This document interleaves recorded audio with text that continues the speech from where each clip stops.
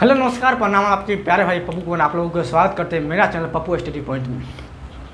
दोस्तों आज आप लोगों के टॉपिक के लिए सहारा देने के लिए आए हैं। जो 2025 की बोर्ड के एग्ज़ाम आ रहा है, जो 2025 के बोर्ड के एग्ज़ाम में 3 महीना समय बताए सर क्या करें, 3 महीना में कैसे पढ़ें कि हमको कोई सिलेबस छूट ना सके और बिहार में 4.5 नंबर की गारंटी ले सकते हैं। ये 4.5 नंबर पाने के लिए 3 महीना में कैसे पढ़ाई करें तो 4.5 नंबर प्लस का आपको बढ़ सकते हैं। तो भाई इसी प्रकार के इसके बताने के लिए हम आप लोग लिख दिए 2025 की बोर्ड की तैयारी के लिए कैसे करें सर, 2025 की बोर्ड में 3 महीना में कैसे बताएं और क्या करें 2025 की बोर्ड आप लोगों को संपन्न होगा और 2025 की बोर्ड के लिए आप लोगों का सिलेबस आपको पूरी करने के लिए प्रक्रिया की जाएगी। फर्स्ट क्वेश्चन है समय सारणी बनाकर पढ़े। समय सारणी का मतलब ये है किसी टाइम टेबल बनाइए।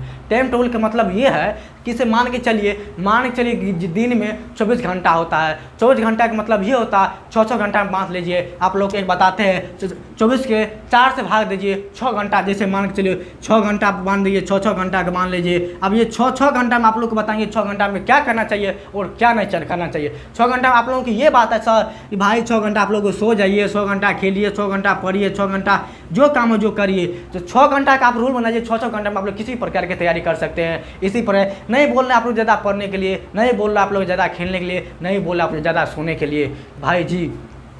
तो आप लोग को फर्स्ट पॉइंट समझ आ गया कि समय के अनुसार पढ़िए और कैसे पढ़े।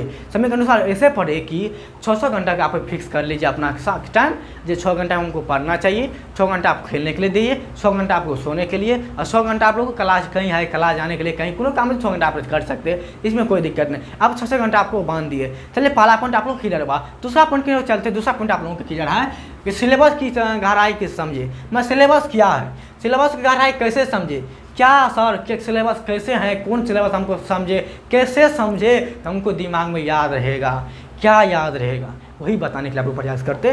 चलिए मान के चलिए ये नारी है, क्या है, नारी है। नारी एक सिलेबस मेन पॉइंट है। क्या है, एक नारी मेन पॉइंट है जो ये नारी सिलेबस है।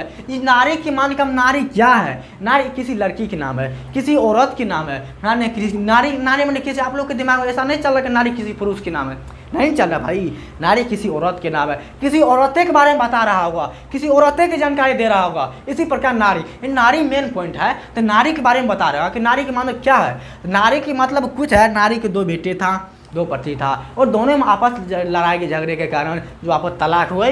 काहे तलाक हुई, एक मेन पॉइंट हुआ, एक लाइन से पढ़ना हुआ। जैसे आप उस लाइन से पढ़ लीजिएगा ना, तो लाइन पढ़ने में आप लोग को दिमाग में कहानी के माध्यम से पढ़ लिया, आपको दिमाग में याद रहेगा। जब आपको दिमाग में याद रहेगा, दिमाग याद आने के बाद उसके क्वेश्चन आंसर और लॉन्ग आंसर बनाइए। मान के चलिए क्वेश्चन जैसे लघु उत्तरीय है, दीर्घ उत्तरीय है या ऑब्जेक्टिव है। किसी पर पहले आप लोग उसको ऑब्जेक्टिव को क्लियर कीजिए। जैसे मान के चलिए ये ऑब्जेक्टिव है, ये सब्जेक्टिव है।